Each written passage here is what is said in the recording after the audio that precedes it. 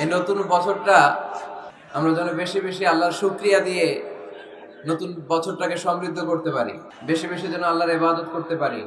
নতুন বছরে আমরা শপথ নেই, আমরা যেন অন্তরে হিংসা লালন না করি, বিদ্বেষ লালন না করি, আমরা নিজেরা যেন কাদা ছোড়াছুরি না করি, আমরা যেন মিলেমিশে একসাথে একাকার হয়ে যাই। আল্লাহ তুমি কবুল করো, আমরা পড়ি আমিন। 60টা জিনিস মানুষ মরে যাওয়ার পরে তার কবরে পৌঁছতে থাকে। ইন্না মিম্মা ইয়ালহাকুল মুমিন মিন হাসানাতিহি বা'দা মাউতিহি, মানুষ মরে যাওয়ার পরেও যে 60টা জিনিস তার কবরে পৌঁছায় তার মধ্যে একটা হচ্ছে মসজিদান বানাহু, সে যে মসজিদ বানিয়ে গিয়েছে ওই মসজিদের সওয়াব। সুবহানাল্লাহ পড়ে।